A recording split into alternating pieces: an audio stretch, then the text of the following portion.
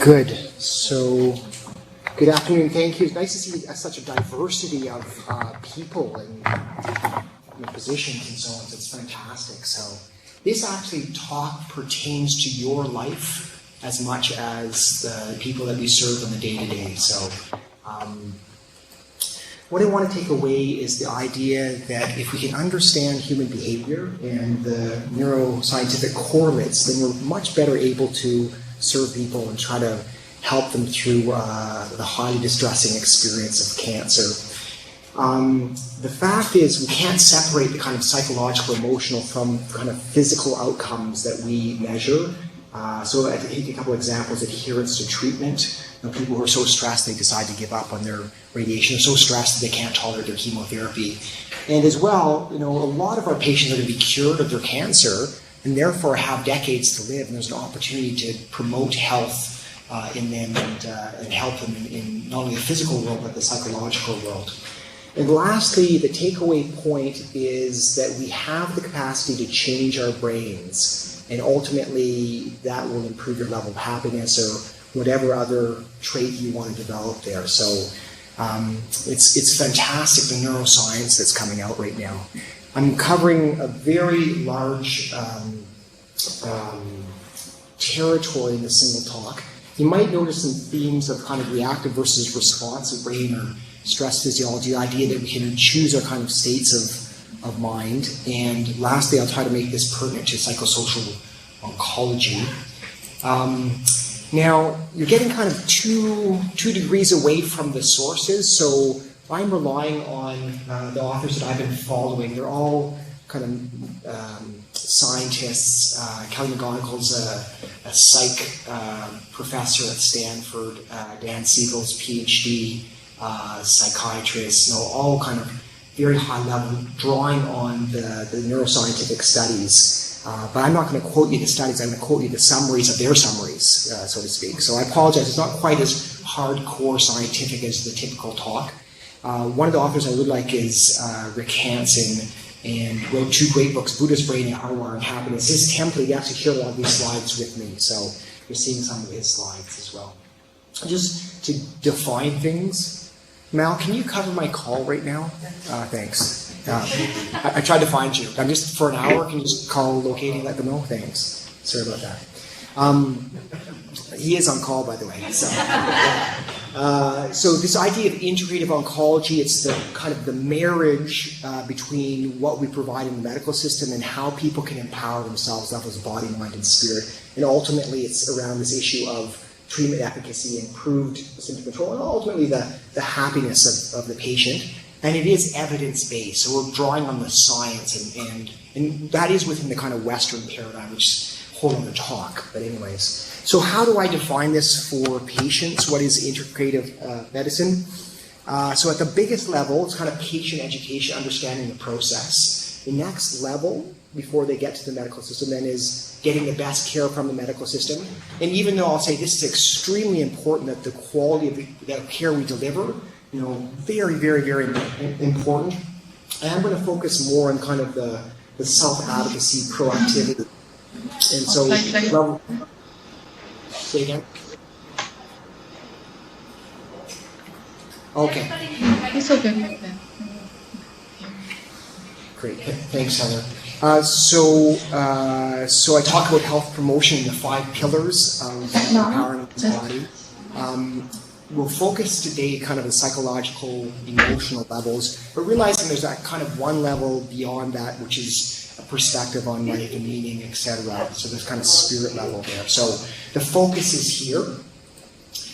At the same time, though, classically you think about the mind-body connection as some type of psychological technique that has an influence at the physicality of the body. And I'll try to point out that there's actually what I call body-up therapy as well, which is that our nervous system is not just what's in the skull, it's actually a connection between the nerves around your gut and your heart that's connected very much with your brain and the hormones that they release as well. So when you have a gut feeling, it's actually part of your neurological system. And so the obvious example is someone who's suffering from insomnia to actually go through a relaxation exercise that actually changes the thinking pathway, so it's a body-up sensation. And it's just a plea to say that we need to take care of our physical bodies in order for our mental capacity to be at its best. And in fact, I just read this one quite recently. It's this idea of willpower. And oftentimes what happens during willpower is this kind of conflict between some brain pathway that wants us to do immediate gratification versus some long-term goal or value. And it actually maps out to two different areas in the mind. So the kind of long-term goals and values is associated with the frontal lobe of the brain, prefrontal lobe of the brain. And if that part of your brain is functioning, you're much less likely to take that extra candy bar or smoke a cigarette or go into another YouTube video that you don't want to go into. And I remember yesterday I was tired and I was just kind of getting pulled away. I'll just watch that YouTube video because my frontal brain wasn't working as well. And so there's scientific data to look at the kind of what physical aspects influence the prefrontal lobe activity. And so now I'm going to ask you, what's probably number one activity that you can do? Or the other converse is when you don't do this, then your frontal brain really drops off. What's that? What's the habit? Sleep. Sleep's probably number one there. Some people say, I need my caffeine, warm up my frontal brain. So it's actually sleep. And the idea is that you can practice sleep hygiene. Yes, you can't force yourself to have a good night's sleep, but you can set up the circumstances or conditions in which you're much more likely to have a better night's sleep. So I want this kind of popcorn. What are a few ideas? What do you do to give yourself a good night's sleep? Drugs, yes. The Center of Medical Oncology is drugs. So yeah, double up your dose of Ativan, right? Yeah. Dark room, routine, etc., etc. Okay, so I'm looking for one activity, which is a weird one, that you do during the day. Yes, you want to avoid your caffeine, your exercise, etc., etc. Exercise is there. It's actually, stay away from the computer for the last 2 hours. It's actually the science is around taking a nap. So it's a really good brain physiology. I'm not going into it today, but essentially you have a kind of sleep pressure increases throughout the day. If you get your nap before 5 p.m., you're talking about 10 to 15 minutes. It helps me. My boss happens to be in the room, but anyways, it does help me. I just stay late, boss. So the data shows that if you take a nap, there are certain skills that you can learn better than if you don't nap subsequently in the day. And the data is also quite clear that you have a better night's sleep and you feel more rested the next morning. So napping is going to be the new science there. Okay, so number 2 is exercise. In terms of getting that prefrontal lobe to work better, there was a study in which they took sedentary people and they exercised them over 2 months and then kind of did the brain scans. And there was actually a thickening in the prefrontal lobe after 2 months of exercise. So that's, for me, exercise is the panacea in terms of the influence on our physiology. Exercise releases a hormone called brain-derived growth factor that allows us to remember better. So you actually improve your mental function through exercise, and there's no doubt about that, and quality of life and the rest of it. Okay, what's another third healthy habit that improves that kind of prefrontal lobe function? Say again? Yes, so it's eating, and specifically it's staying away from the very sugary foods. I didn't realize this because I grew up on peanut butter and jam sandwiches. By the time I got into my 30s, though, I felt terrible like an hour and a half later, and I think it was probably a drop in the sugar levels there.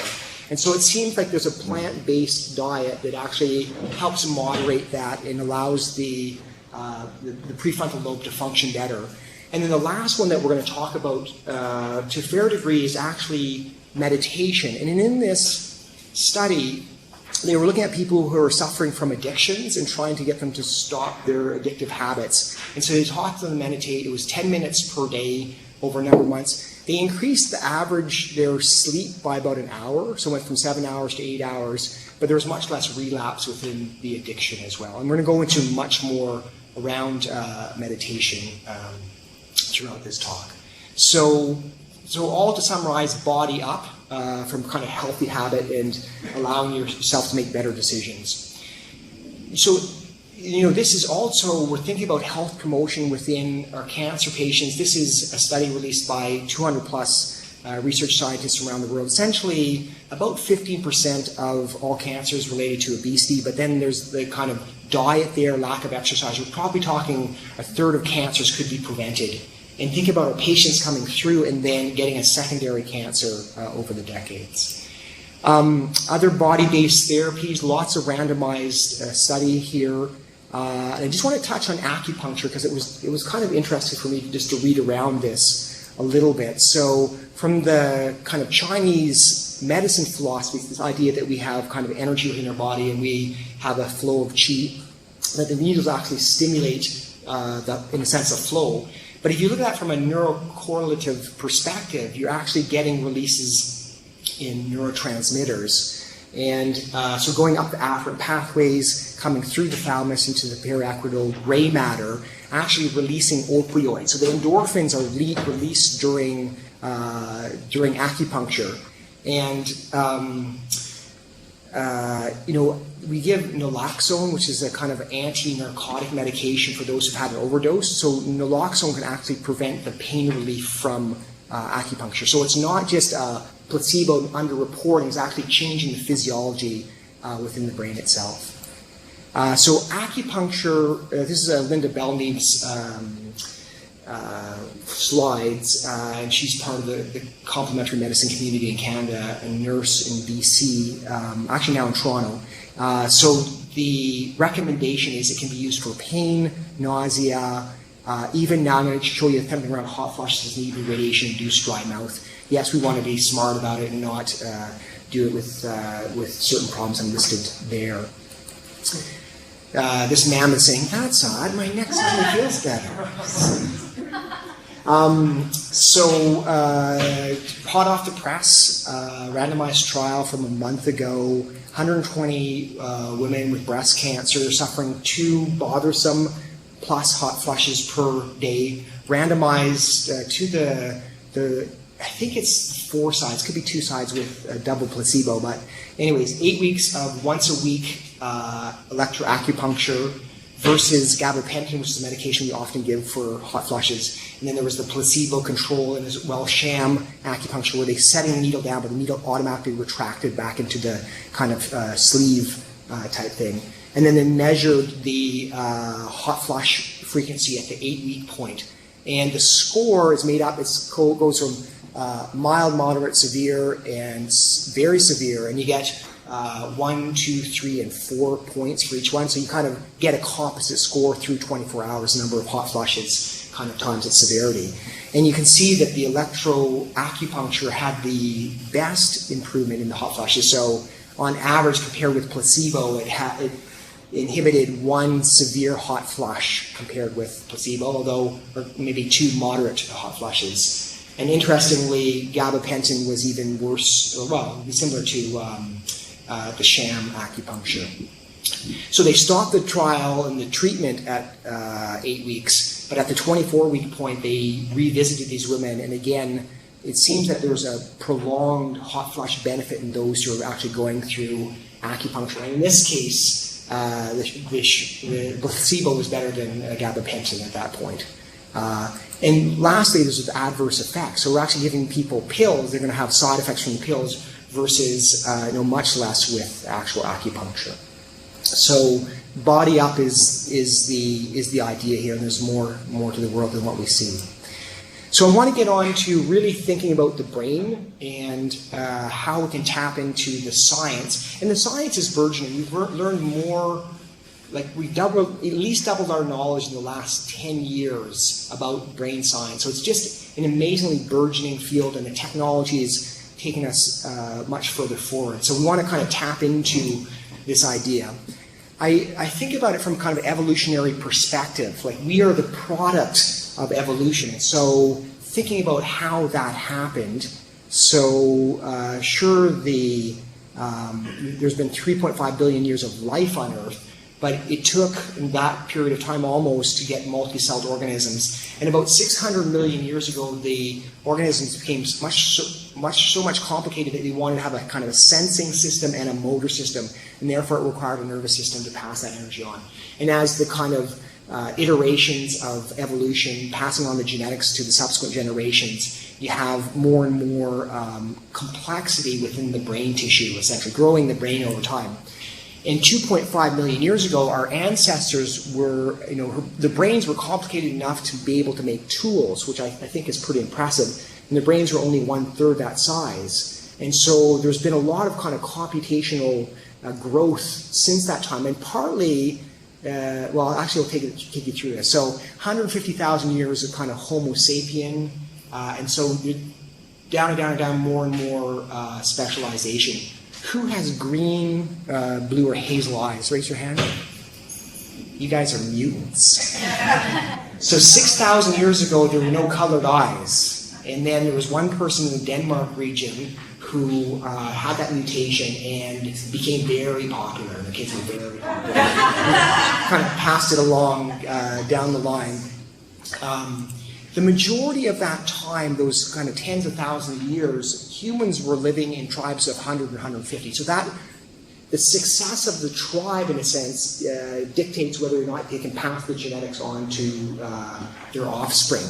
And so you think about that kind of, it takes a village to raise a child, because the brain sizes were getting so big that the babies had to develop more of their brains while they were very vulnerable. So it takes more teamwork. So a lot of kind of computational brain tissue being grown for that reason. But also think of it from a kind of a tribal perspective, because there's competition between the tribes. And so you can think about the young man's kind of brain, and I won't regress into this too far, but the difference between the male brain and the female brain starts about 8 weeks of fetal gestation, at which time the little baby boy brain, or their body has the testes starting to put a lot of testosterone, and that actually kills tens of thousands of brain cells per day in a specific region, which is related to kind of empathy and communication and so on. So, and yes, it's true, and I won't go through all the differences in the way that the males are, suffering, but you can see why you would want your crazies at kind of 18 to 20 say, sure, we'll take on those guys in tribal warfare. And so lack of inhibition. The male brain develops later. It's kind of myelination from the posterior to the anterior through that kind of teens to early to mid-20s type thing. So you can see why the judgment is kind of lacking during that time. Because evolutionarily, it has an advantage to have the crazies in your tribe. So, thankfully, our guys here are all over 25, it seems. So this is the idea, is that the brain was built up like building a house. You build the first floor first, which is kind of the reptilian fight-or-flight brain. You notice, though, that the cerebellum would be developed very similarly at the same time.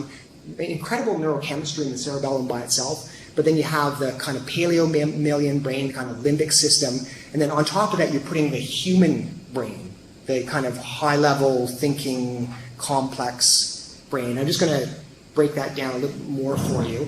So within that, there's kind of the motivational systems. So the kind of reptilian side is this kind of avoiding the hazards, aggression, pain, primary needs. When you have that fight or flight, it's going to trump the other aspects of your brain function. The second level is the kind of more emotional, limbic part of it. It's kind of seeking for sex and survival and pleasure, essentially. So more complicated. And lastly, we have the kind of attached system, which is the more human part of our brain, to more cooperation, language, and so on. Interestingly, each system will use the other systems to its own means. So for instance, if you have an embarrassment, if you're really feeling embarrassed, you actually suffer through your pain system. It uses the pain pathways here. And so there's that kind of pain network that you're seeing on the left side of the screen versus the kind of reward systems on the right-hand side of the screen.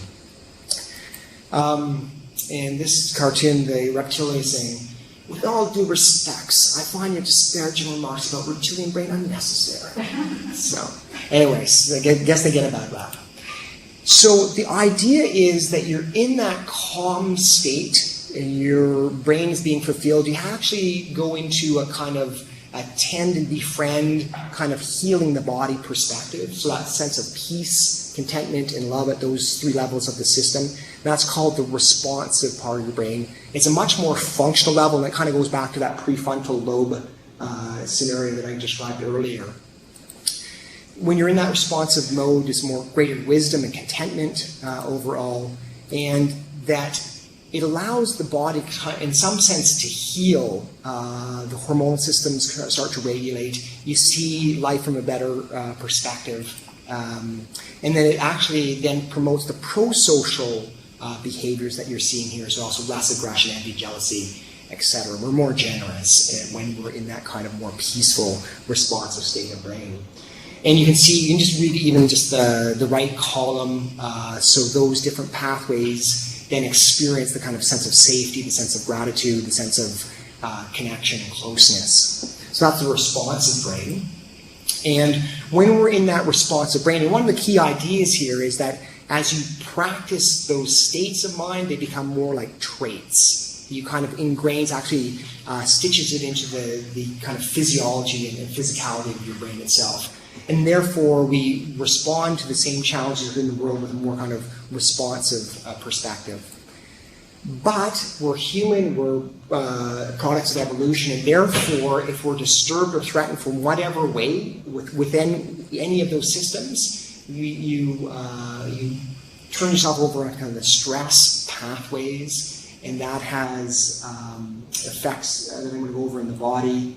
And then the mind gets into kind of fear, frustration, and heartache. So that's the reactive or craving mode. And it's natural to try to get yourself out of that system when you start to feel yourself fall into it.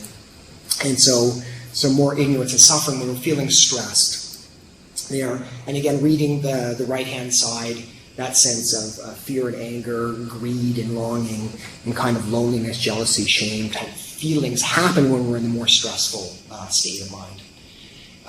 That then maps into how that can manifest through kind of psychological conditions, and I won't read it all, but it's obviously there in terms of how we respond with addictions or personality disorders. Okay, so in some sense I'm trying to argue to you that we have a choice as to how we want to let our minds or brains live.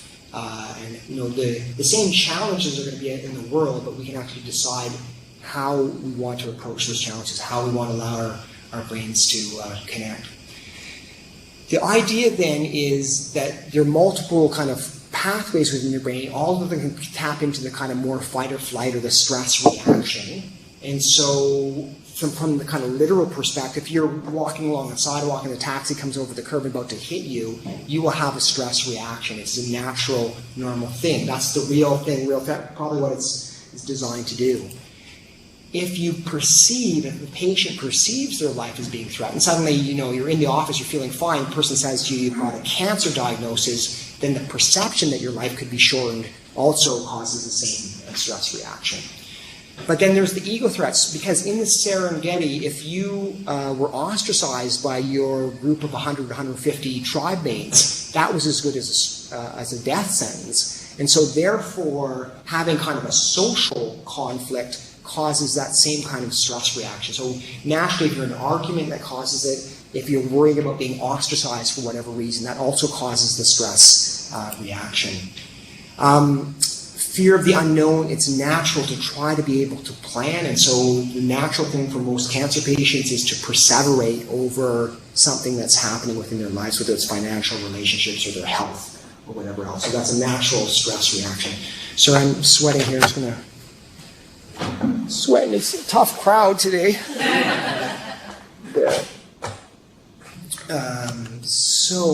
And then this is classic. This is not the new science, stress reaction. So there's the stressor. If the tiger's behind bars at the zoo is different than walking in Mongolia. The perception is everything, really. And then stress, by definition, is the physical and psychological reaction to the stressor. And so they have the kind of flooding of essentially adrenaline and cortisol, and actually changes the pathways, the kind of subcortical pathways start to influence emotions and how you think itself. And I want to actually take you through that exercise right now of kind of identifying your own stress reaction. Oh, so just before I say that, so that flood of chemicals essentially causes inflammation and kind of eating away at the tissue. And your fight or flight shunts the blood away from the non-vital organs and just detracts and takes energy from the system. And I don't want to kind of stress you out during the stress talk, but if you allow yourself to be there, you'll suffer from those things, including kind of damaging the brain tissue itself in terms of long-term stress. Okay, so in order to prevent that, let's just take you through this. What are the situations in which you suffer a sudden stress reaction? You don't have to say it out loud. I'm just going to take you those questions. So what are your triggers? Is it dealing with an angry patient or angry person? Is it dealing with your partner at home or your disrespectful kids or sitting in a traffic jam? When's the point where you're suddenly feeling really stressed and upset, coming into an exam maybe? If you froze time and did a scan through your body, what would be the physical side effects, physical symptoms that you would suffer at that point? And I'll name a few. You can think about what you feel in that scared, upset moment. So it could be pounding heart, shortness of breath, dry mouth, constricted throat, jitters, acidy stomach, headache, neck ache, backache, feeling like you have to go to the bathroom quickly, sweaty palms. It could be any of those things that could be the cue there. So to identify your own stress reaction, very important as a starting point. The emotions change. Sometimes it's just the emotional nature. Suddenly feeling numbed or scared or feeling like crying. Super angry, seeing red could be the emotional reaction. How does your thinking change when you're stressed? Do you become more concrete? Do you fog out? Do you withdraw from a thinking perspective? And imagine that you could actually type in the words that were going through your mind through that 2 or 3 or 4 minutes that you're feeling really stressed. And you're typing, and then you read it afterwards. Right? So if you could identify your own stress reaction just by your thoughts coming through. So when I'm swearing in my mind, that's my cue to say, I'm having a stress reaction right now. Or if you're labeling yourself, and that guy's such a blah, blah, or this is totally unfair, or whatever. Sometimes it's the thought that says, time to actually change from reactive stress mode to relaxed, more responsive mode. So I want to actually take you through just a quick little experience in which if you can identify the kind of stress level starting to go up, starting to feel agitated, what you can do to kind of settle yourself down again. So what I want you to do is imagine that, and then in your situation, actually press the pause button. So usually in life, you don't have to snatch the child from underneath the car, right? Someone's yakking, you're feeling stressed. You can actually do this without kind of showing that you're doing this type thing. But you kind of press the pause button in your mind. And then the next thing is being very curious. What is the physicality of the stress reaction here? So you're bringing your attention away from the kind of contemplation of what might happen in the future to what's the physicality of my body right now. And it actually changes the cognitive center and which part of your brain is using. Then you take 4 slow breaths. You can do it with me right now if you want. And you don't have to look like you're doing it. Into your abdomen. So you're not using your chest, you're using abdominal breathing. Very slow, very calm, and concentrate on the feeling of the breath, the feeling of the physical body there. And what that does is actually prime the vagus nerve, which is connected to the diaphragm, to send up the parasympathetic pathways to your brain, which essentially says to your brain, I'm okay right now. And then lastly, you can use the kind of wise part of your brain, the kind of more frontal lobe part of your brain to say, I can deal with this situation. I've been through this before. We'll figure out a good way to deal with this. So then you kind of reassure yourself. So that's the kind of sudden identifying a stress reaction and settling yourself down again. So I've been teaching that same teaching for about 15 plus years and talking about all the kind of deleterious effects of stress. Now I've actually read some stuff recently that kind of makes this very interesting for me. So the first thing is, do you believe that stress is harmful for your health? Yeah, so most people say that. Now, they did a study in the States. 30,000 Americans watched them for 8 years and then looked at their death records, essentially. And they asked the two questions: how much stress do you have in your life, and do you believe that stress is harmful to your health? And there was a 30% increased risk in those who had that were feeling stressed. But if they believed that stress was not harmful to their health, it actually mitigated against the risk of death. And in fact, those who believed it wasn't harmful had the highest survival rate overall. So it's the perception of stress. And to try to explain this from a bigger perspective, go down, there we go. There was a study in Harvard called the Social Stress Study, and essentially, imagine, so you're the subject, you're going into a room and you're given a task to speak for 5 minutes about some personal weakness of yourself to a panel of the scientists there. And they put lights on you and they have a camera and so on. So they're really trying to stress you out. Not only that, the panel there is giving all the kind of, verbal language, like, oh, I can't believe that, talking, like looking at the next guy and just like, oh, like rolling their eyes and just like trying to really embarrass you, essentially, kind of add that kind of social stress to it. And at the end of that 5 minutes, then you do a exercise of subtracting 7 from 996. And as you're trying to do this, and they're going faster, you can do this better, can't you? Oh, you're not very good at math, are you? Yeah. Oh, this is so bad. Anyway, so they're just do that, and then they're measuring kind of the cardiovascular correlates of the stress reaction. And typically, a stress reaction, there's a contraction in the coronary blood vessels, so your heart kind of goes down. You have all this stress. So they randomized this particular situation. Half the people were told that when you start to experience your stress reaction, like you're breathing a bit more, you're feeling a bit sweaty or that type of thing, it's actually that stress reaction is helping you because you're getting more oxygen to your brain, you can think more clearly, it is a good way for you to get through this test more easily. So those people who are randomized into doing that actually had more confidence, got through it more easily, felt better about it. And they measured the kind of cardiovascular vessels, and their blood vessels were more open than those who didn't have that kind of reframe of what stress is and whether it's harmful or helpful and so on. And it was a very similar cardiovascular reaction to people who are experiencing joy and people who are feeling courageous. So by simply reframing, when you have that next stress reaction, you say, oh, this is energizing, this is helping me do this, you actually change your physiology within the heart itself. So, so that's the first part update of stress. And the second one is around this hormone called oxytocin. Usually you would hear about it as the hormone that helps the contractions during delivery.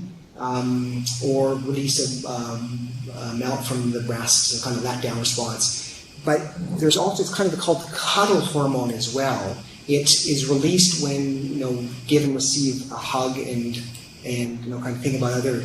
Now, the take-home point here is that oxytocin is also released during a stress reaction. And what the understanding is that it actually creates a kind of pro-social behavior. So when we're feeling stressed and upset, the oxytocin actually wants us to connect, share with others. And if our loved one's feeling upset, we also get oxytocin and kind of bonds people. And so you can see it from kind of an evolutionary perspective. If the band is under stress, there's more oxytocin being released, people are willing to bond and work together more easily. So that's the kind of pro-social behavior. And not only that, oxytocin is known to decrease inflammation, which is the number one aspect of stress, opens up those blood vessels, and actually allows the myocardial fibers to actually heal more easily. So you're actually healing your own heart tissue when you're released here. I take that correlate into the cancer world as, having those support groups, taking care of people from a kind of psychological perspective, allows their hearts and tissues to heal more easily in a kind of long-term perspective. So I find that one fascinating, the kind of protective effect of oxytocin during stress and social behavior. Okay, some more kind of classic neuroscience. So within that kind of 3 pounds of tofu in your brain, 1.1 trillion cells, a little less than a tenth are the gray matters of the neurons that I've outlined in the top right-hand corner there. So the kind of connections there. And it's a lot of activities. Those neurons are firing 5 to 50 times per second. They're connected to 5,000 other neurons on average. So you got 500 trillion synapses. And in the time it takes you to take an in-breath and out-breath, more than a quadrillion interactions have happened within your brain right now. So it's the most complicated organ in the universe. The takeaway point is it's the organ that changes itself. It has the capacity to change itself. And only that, I'm talking about those just kind of physical pathways there, but then you have the kind of hormones or neuropeptides, your dopamine system, estrogen system, testosterone system, serotonin, and oxytocin, major molecules that are released and have a coordinating effect within the brain, within the body itself. And the connectivity as outlined here is just very, very, very impressive. It also has the ability, if one part's damaged, to actually bypass and learn and grow beyond that one part. So the idea is that whenever there's mental activity, there's an underlying physical neural correlate around that. And as you change your mind, as you actually engage or perturb that pathway, you're actually generating brain waves.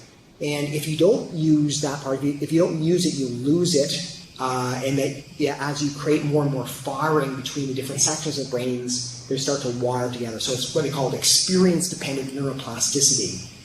Idea is that you can use your mind to change the neural correlates, sculpt your brain to actually then change how your mind works.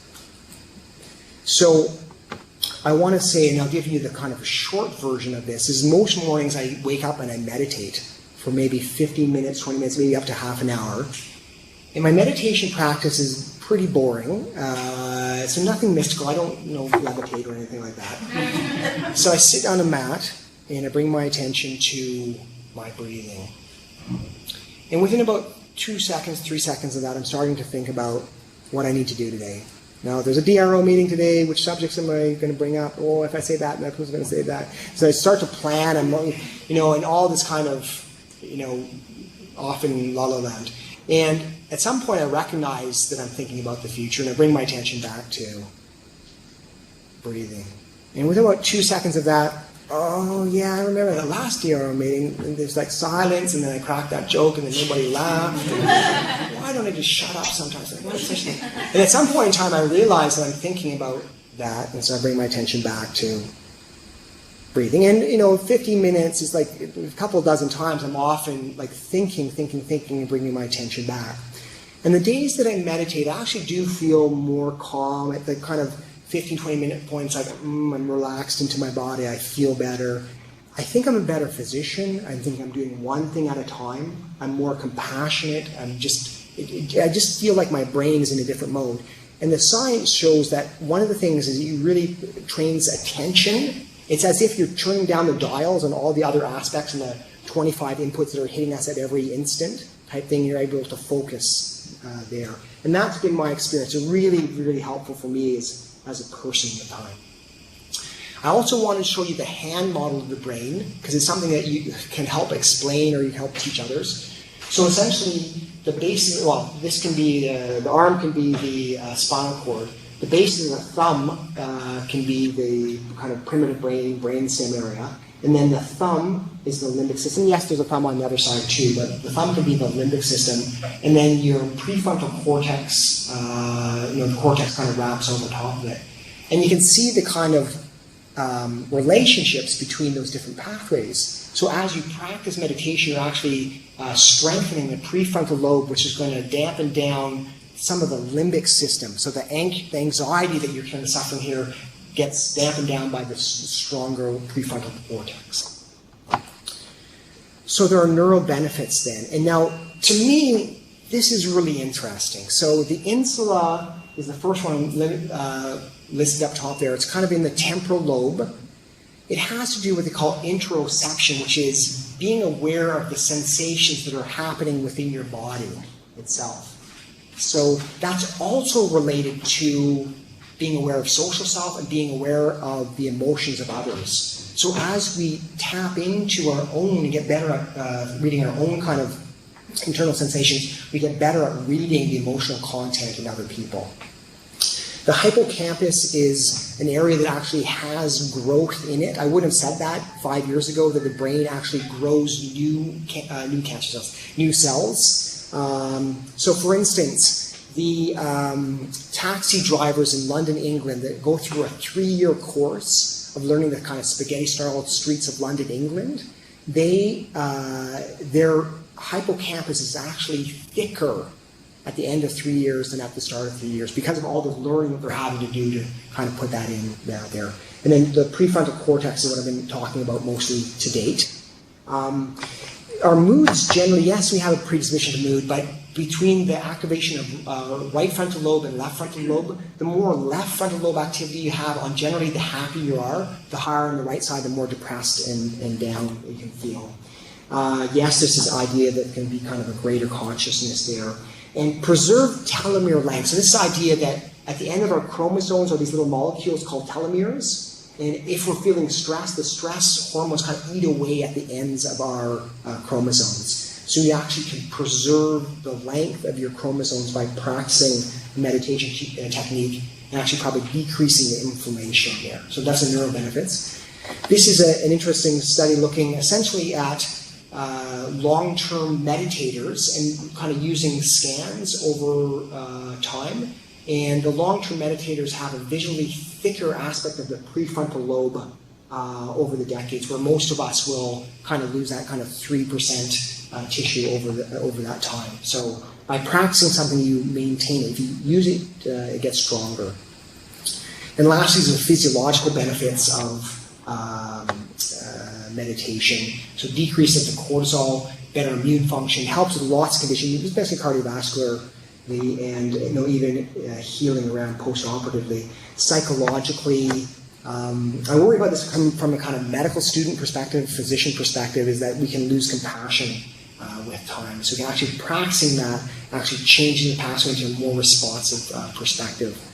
And lastly, I'm going to go into this idea that our thoughts influence our emotional content. So this is the idea of mindfulness-based stress reduction. Our thoughts are based on kind of a neural correlate. We have certain kind of core beliefs, and then we change our core beliefs, we can feel better. So it's mindfulness-based cognitive therapy. It's based on a book. So this guy wrote this book back in the 70s, but now we're able to kind of prove it from a neurological perspective, called Feeling Good. The idea then, again, is that how we think, how we look at the world influences our emotional reaction. And oftentimes, when we're feeling stressed, we kind of lapse into a more kind of childish perspective. And so by changing our thoughts, we can change how we feel, the emotions, outlook, etc. So you really can change your brain. And it's just probably easiest to take you through the example of this. So the situation listed up top is the kind of bare facts there. And then if we're mindful of those thoughts, the distressing thoughts or the thoughts that are cognitively not correct, we're mindful of that and we kind of reframe it. And we can go to our core belief, we can reframe a core belief. You assess the thought in step 2. And lastly, you can kind of talk to yourself and look at the world in a different way that's realistic but encouraging in some way. A different perspective, what they call orthogonal change. So best, again, to take an example, just go through some of the cognitive distortions. So what's a good one? Emotional reeling. If I'm feeling upset right now means that there must be something wrong. There's something wrong out there in the world. So you can just be having a bad day and then therefore thinking that something's wrong in the world. Or personalization, it's all about me. Those people are talking over at the water cooler, therefore they must be talking about me, and something's wrong in the circumstance. So that'd be a distortion from personalization. Okay, so the example. So a woman who's in the midst of chemotherapy, and the truth is, physically she's tired, emotionally she's feeling very raw. So that's just a suffering that people are going to go through. And now the idea is, can we decrease the extra suffering, the adventitious suffering that people can cause, if she thinks to herself, she's halfway through chemo, if she thinks to herself, it's no use, I don't have the strength to get through this. So she's adding a judgment onto the circumstance. What emotions follow that way of thinking? How would she feel? Can you describe that, those emotions? Frustrated, down, sad, hopeless, exactly. That from the number 2 question, that has a physiological effect on her body. The body actually will become weaker. Is it helpful or harmful? It's harmful. Well, obviously, it's not helping her to think this extra. Is it exaggerated or irrational? In what way would you think that her thinking is not quite right? You're a lawyer arguing against her. So it's no use. Sounds like there's absolutely no use to have chemotherapy, where in fact it is improving your chance of, here, I don't have the strength to get through, so actually is getting through this day at a time type thing. And then the kind and rational response is a way to kind of look at the situation in a different way. And what you mean, first of all, what would you say to your best friend if they said that to you in this circumstance? Empathize. Let's take this a day at a time. Yeah, we'll help you get through it. Yeah, but this is all happening internally as well. So yeah. So, and Tim and I, the guy I work with on the weekend retreats, came up with a reframe that isn't necessarily the best reframe or whatever. But so, for instance, who says you always have to be strong? Sometimes cry and fall apart is the best thing to do. Then it seems I find an inner strength or higher power. So it's like instead of trying to struggle and just accomplish everything, she kind of relax and just take one step at a time, and that type of feeling, and tap into her spirituality. That is with her. So that's an example from a patient perspective. How about in your life? So situation is you're running hard all day long, and then you're asked to do like another task. And so that's the situation. Yes, you can try to advocate and try to change the situation, but this is what you've been faced with now. So that's the truth. If you add on top of that a thought that goes through your head, this center totally sucks, you want to punch a bull, right? Yeah? People are laughing because they kind of yeah, I'm not the only one who thinks like this. Yeah. So what emotions follow that way of thinking? So if you thought to yourself, this center is totally garbage. Yeah, it's negative, you're frustrated, you're angry, it gives you a stress reaction from a body perspective. Is it actually helping you to say this is totally garbage? No, you're not gaining anything. Is it exaggerated or irrational? In what way is it exaggerated? It doesn't totally suck. Right, there might be one good person out there. There must be some good work that we're doing somehow, or we are still treating patients. You can still kind of look at some positive around it, so you can see that it's exaggerated. Okay, so then how would you talk to yourself to try to get you through this difficult situation? What's the kind voice in your mind? Yeah. First of all, it's acknowledgement. And then you get on to kind of reframing, and then you look for the encouragement. So this is frustrating, right? So you acknowledge, I'm feeling upset. Next one is, yes, I've been asked to do a lot, but I'll just do one thing at a time, right? And I can make the best of a tough situation. So whether you're a learner or the head of the department, you can just try to make the best of the situation. So that's reframing. The same truth is there. You have to do the same things, but you're actually in a better state psychologically. So I take you through those examples to say that you can actually reframe from a kind of neurological perspective, and the skill to kind of reframe difficult situations, decrease your suffering. The bottom line is, whatever state of mind you allow yourself to go to, you will get very good at that state of mind. So if you're feeling stressed and upset all the time, you will become a professional person being upset all the time. Right? And if you allow yourself to be calm and happy and peaceful, you can actually practice that, and it will actually have a neurological correlate. You kind of weave that fabric right into the brain tissue itself. So be careful. It's a cautionary tale in some sense. So the neurons that fire together wire together, and you can use your mind to change your brain to change your mind ultimately. So this is a skill you can actually practice there. And so as you practice, this happens to be a study whereby they take college students and they show them the picture of their girlfriend or boyfriend that they're absolutely in love with. And you can see that kind of the caudate nucleus here is like lighting up. Like it's a pleasure center. Oh, I love them. Type thing. So, anyways. So, and there's another one where the nuns are asked to think of, a mystical experience that they went through. And there's certain parts of the brain, including the insulet, are embodied, interoception, and there's the frontal lobe that has to do with attention, et cetera, et cetera. So there are different pathways. So by practicing that parts of the brain gets bigger. And just the quick native myth about the grandmother who's near the end of her life, and the grandson comes up and said, "Grandmother, how is it that you're like so happy, so positive, everybody wants to be with you, you're so wise, et cetera, et cetera?"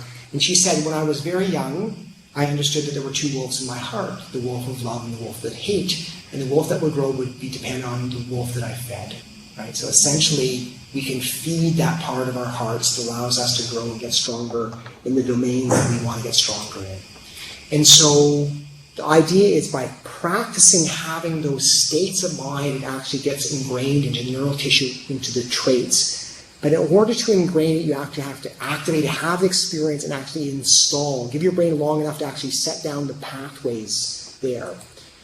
And you can think about, I'm not going to take you through all those, but you can choose different ways that you would want to kind of improve your life or improve your brain, whether it's through emotional attitudes, inclinations, or even kind of a virtues level. You can actually practice these things. So think about something you might be struggling with. Do you want to be more peaceful? Do you want to be more confident? Do you want to be more grateful? You can choose whatever you want. As we kind of think about that state of mind as I'm taking you through this exercise. So the inner strengths are built on actual brain tissue. So this is a schematic diagram showing the green with the kind of what we say would positive traits, the red, the negative traits. Our brains have both those capacities. The problem is that from an evolutionary perspective, there's what we call a negativity bias, which is that we had to avoid the sticks. We had to withdraw from the danger, and that had to take much more prime importance over trying to get some food or sex for survival or whatever. So the sticks outweighed the carrots. You avoid the stick today, you get some carrots tomorrow type thing. And the idea, though, is that the negative stimulus, the sticks, are much more demanding of our attention, and they get encoded into our brain much more preferentially. And there's lots of examples how feeling helpless gets ingrained much faster and harder to undo than having the positive experiences. So our brains are Velcro for the bad, but Teflon for the good. And typically, we go through life, we have a positive experience, oh, that was nice, and then we just keep right on going. And so there's no opportunity for the good to kind of get ingrained into brain tissue. The problem with the negativity bias is that it increases our threat reactivity, and therefore it has an influence on how we perceive the world. And I won't take you through every point here. So essentially, the idea is that we have these Stone Age brains. How do we work with it? How do we kind of level the playing fields in this circumstance? And so the last technique that I'm going to take you through is something called taking in the good. It's a technique that's very easy to do in the day-to-day. Idea is to be able to install the actual positive experiences. Without installation, you lose the opportunity. And so you have these pleasant experiences, but the negatives are going to outweigh the positives. And think about it. Think about the last 10 interactions you've had with a loved one. And, usually about 5 are neutral, 4 may be positive, and then 1 maybe that little snippet of an argument or whatever it is. And then what do you think about at night? You think about the snippet of the argument, right? So that's the kind of way that our brains are kind of perseverating around the negative part of this. And so there's a negativity bias, is that there's just this kind of absorbing in the negative experiences, and then so the brain's getting better at the negative. And what we want to do is to practice and open up to the positive experiences. And so you start out with, think about that state of mind that you want to create, confidence, peace, joy, whatever, gratitude.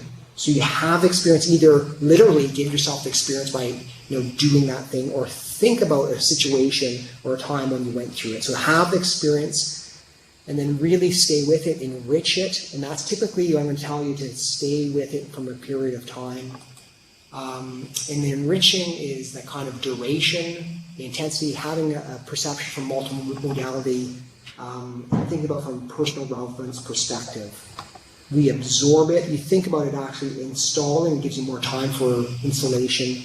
And lastly, there's this kind of optional. If you're working with a negative emotion, like maybe a phobia of driving across the bridge or the water or something like that, then you can have kind of stay in a positive state of mind and think about the negative, and eventually be able to kind of put the neural pathways together to have it more of a positive experience. So part of a desensitization process. So that's the final. So it comes out as heal, have the experience, enrich it, absorb it, and then the optional one is to link. Yeah. Okay, so why? And so the takeaway is, if you want to get better at that skill or that frame of mind, stick with it for at least 15 to 20 seconds. So when you have that experience, oh, what a beautiful day it is outside, and you see that and you want to feel joyful, then stick with it for the 15 or 20 seconds, and then you get better and better. It's kind of like people writing the gratitude journal. After 21 days, they actually look at the world in a different means. Okay, so the idea then is, how is it that we can take this idea of taking in the good into kind of the psychosocial world? And I'd say, first of all, mindfulness is extremely important to have those state of minds and be realized about what's happening, but we're actually not growing the brain tissue towards those positive states of mind. And so we want to actually have people practice them on the day-to-day. So the psychotherapist takes them through, settling down their feral reaction or whatever it is, but they need to practice and practice and practice in between sessions. And then we want to have that experience and holding it there for 15 to 30 seconds. Okay, finish off with, we have a weekend retreat coming up, November the 27th to 29th, so we're a couple months away. This will be our 49th retreat. It's here in the ballroom. We had our first one in 1999. It's always been just an amazing experience to see a group of strangers come together, community, and see the kind of levels of healing there.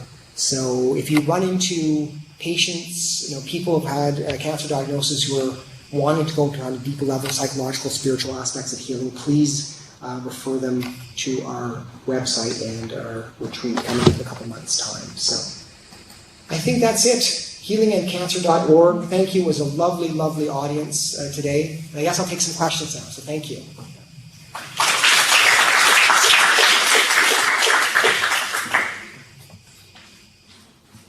You're too peaceful after that. Go ahead, Liam. Well, I think I can project. It was interesting when you talked about meditation and learning and your brain responding physiologically. Is there, can you start that later in life, say age 54?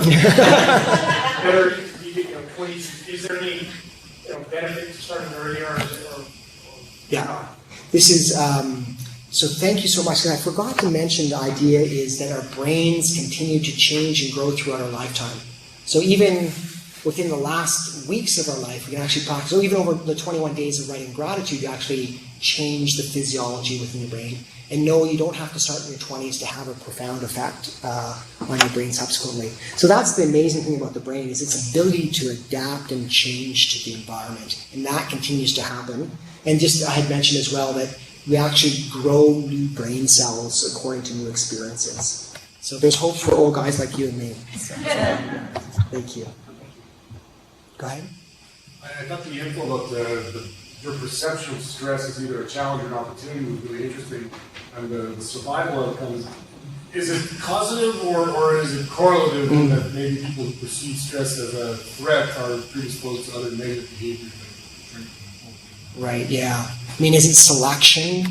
People who are very positive, therefore, less likely to, feel the stress. But I think it's both. There's a correlation with bad life behavior, but with those kind of randomized experiments where we actually change into heart physiology, you'd have to think that people put themselves at a real risk of heart attacks, for instance, by having kind of chronic stress reaction. So it's probably both. It'd be hard to know if it's a selection or effect. But that's also why it's so fascinating now to see the kind of neuroscience be able to measure the changes in brain waves and changes in heart activity to know that this can actually have an influence on a person's life. So, yeah, great question. Thank you. Yeah. Bruce? was just wondering, to develop a tolerance to this, I'm thinking of those so-called adrenaline junkies. Guys you see next games, that they have to have the fear, the adrenaline coming off. They don't do well unless they do that. They're always doing that. Do they behave differently? Yeah, it's an interesting question of like what's driving it. Is there kind of an underlying psychological issue to say, if I'm not pushing myself to the brink, then I'm not alive? But I think it would be a bigger psychological issue. And even though I'm not answering your question, I'm going to answer something else. And this is the following. So I also read a study whatever. So I also read a study about training and compassion. So people who see like natural disasters and stuff like that, so they kind of looked at the meditators, and when they went into that kind of like horrific situation where there are kind of dead bodies all around, they had a different physiological reaction. They could experience the emotion which actually diving into a stress reaction. Whereas most of us, when we see that horrific situation, we're so jolted by it that it actually sends us up in different sense of mind. So I'd also think about these guys who know what state of mind are they in, and are they just trying to distract themselves from some other psychological issue. So anyways, I'll have to talk about compassion training the next time around. So yeah. Sorry I didn't answer your question, but it was good segue. Yeah. So we're done at 1:30. I'm happy to chat with you afterwards as well. Thanks again for being a great audience.